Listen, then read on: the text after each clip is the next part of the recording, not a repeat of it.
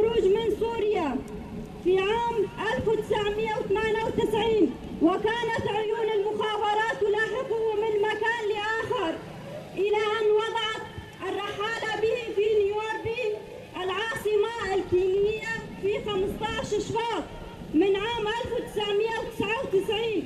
اختطف من قبل المخابرات التركية بمشاركة المسواد الإسرائيلي والمخابرات الأمريكية. ندين ونستنكر ونندد بهذه المؤامرة الدولية التي حركت على القائد ضد القائد عبد الله أوجلان، تركت خلفها 24 عاما.